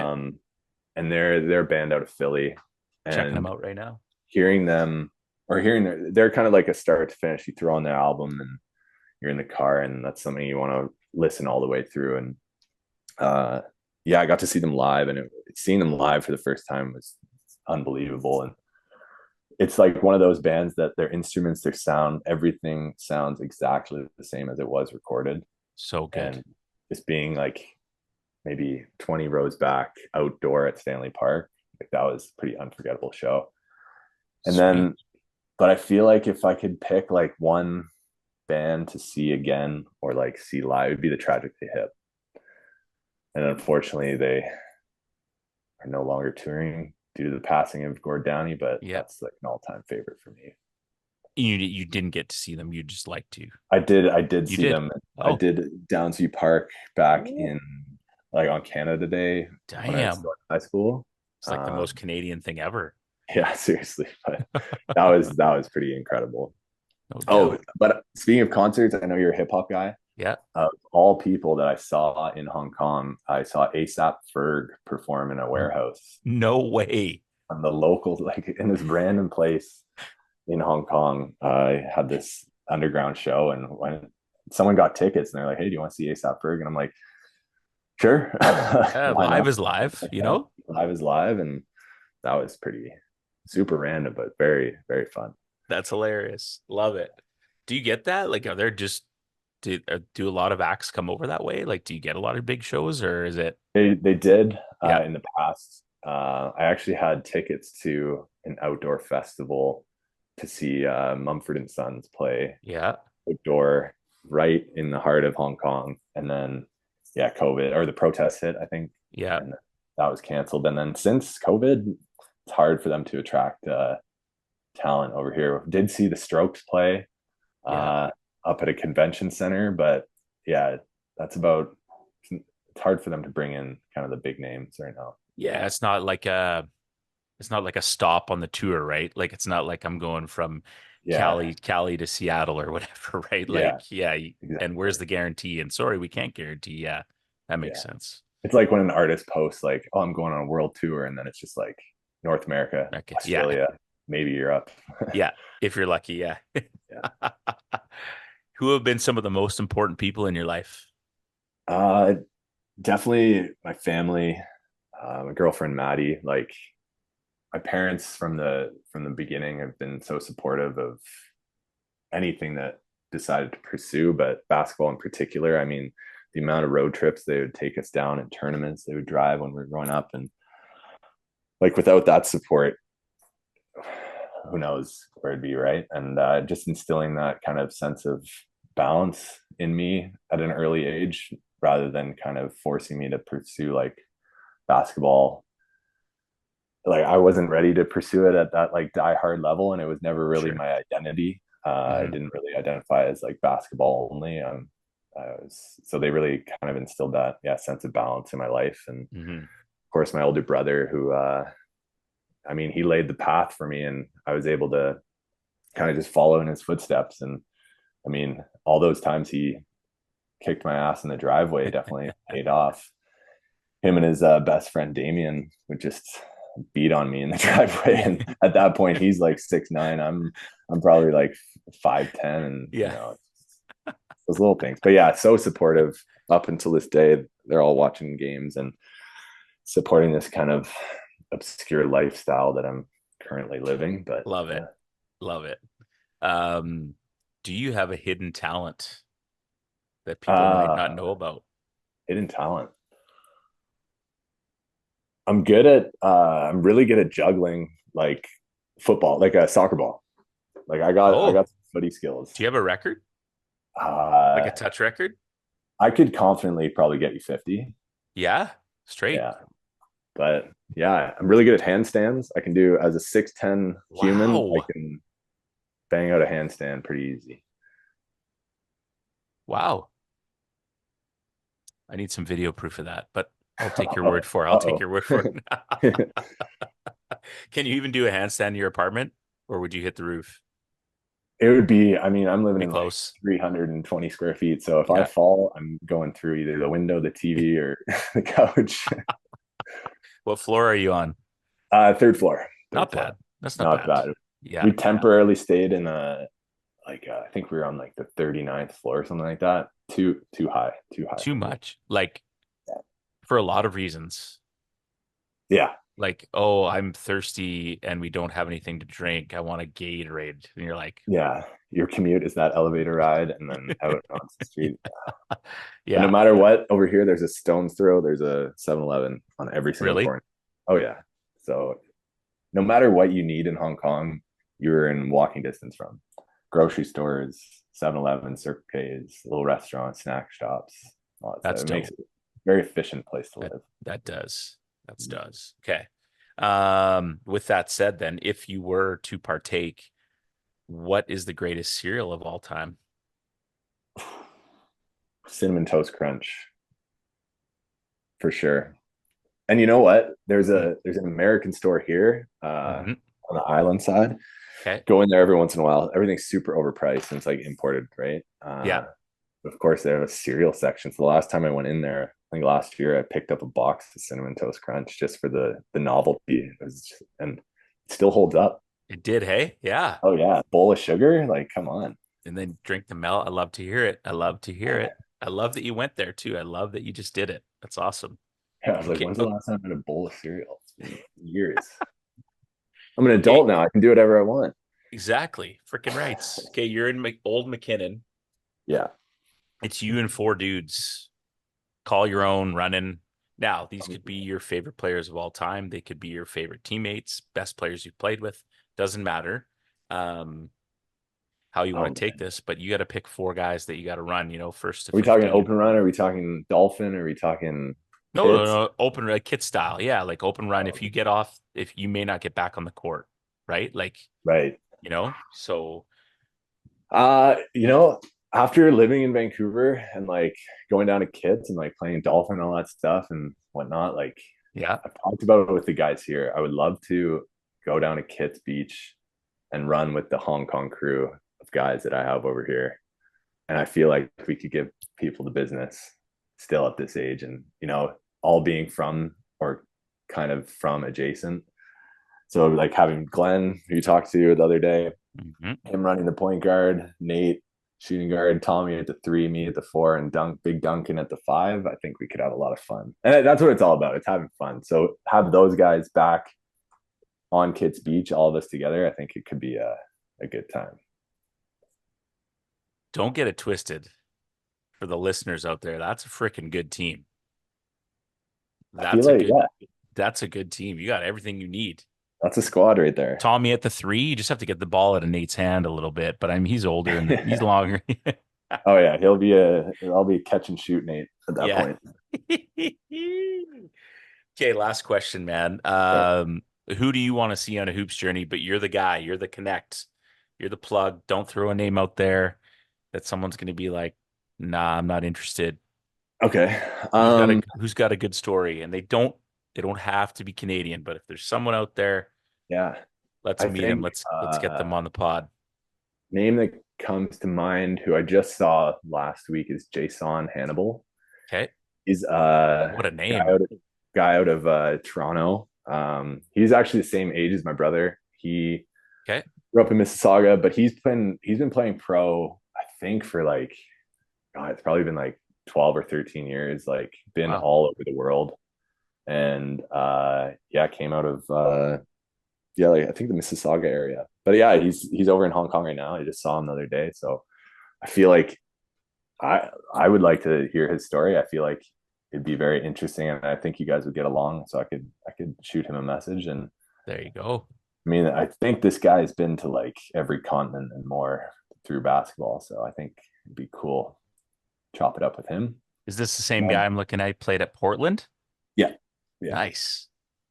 yeah, Damn, 2011. He looks like he's my age. Okay, let's go. I love yeah. it. Is he a West Coast dude? No, no, East No. Coast, so Ontario. Oh. Yeah, I met him just Oh, like he's a he played with my brother back in the sorry, you day, said that. Yeah, dope. and then our paths crossed. I think like yeah, my grade 12 year summer, we played on the same men's league team in Ontario, and then all of a sudden we're in uh, Hong Kong at the same Is he a time. footer? Yeah, like he's taller than me Damn. for sure. He's got to be Yeah. like a true 6'11", if not 7 feet. Love it. Love it. And then other than that, I'd have to give the shout out to Spencer McKay because I think his story. I mean, he always had some crazy stories from when he played, and I think he played. I think it was over 10 years of pro, and back in an era where there was no social media, there was no internet. And, well, actually, wait, I don't want to Relax. Yeah. barely age him. I mean, going overseas during his era was definitely a lot different. Well, way to reframe that. Well done. Yeah, Well done. Yeah. And he's got him and Jeff McKay and Mike Clark and those guys in the Okanagan, and what they were yeah, able to do is super cool. Awesome. yeah. Right on. Okay, my man, this is great. Any last thoughts, ideas before we let you go? Continue to, all the success in the world. Stay healthy, happy, have a great time.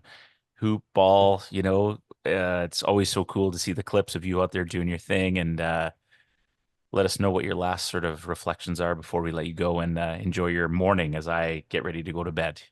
Yeah, no, I just appreciate you having me on, and it's just good to catch up with you. And I mean, I always look forward to a new episode of Pod dropping. It's something that I've been listening to over the years, and it's always cool to hear everyone's stories, how they started out, where they're coming from, and it actually gave me a sense of like a little bit of a connection to Vancouver and like West Coast because growing up and doing all the high school and everything over in Ontario, by the time I got to Vic and living in Van, everyone's talking about all the legends and old names that of Yeah. West Coast of Vancouver. And I'm like, who? Like what? Like trying to catch up. And I feel like this podcast has been a great way for me to like kind of catch up to everything that's happened on the West Coast. So Awesome, man. keep it going. We will. We're not stopping, but a great episode. I think so many good takeaways, lots of cool things about sort of struggling with the game. Do I want to keep going, keeping going, then finding your little pocket, your little niche, and understanding that there are many different places in the world to play and stay satisfied with the game. And I think Absolutely. your story, like, literally shares that. So I think it's a really good one, and we appreciate you being on, man. And thank you and continued success. Um, and we'll see you on the island soon. Yes, appreciate it. We'll see you soon. Episode 140, an absolute banger, and we will see you on the next one.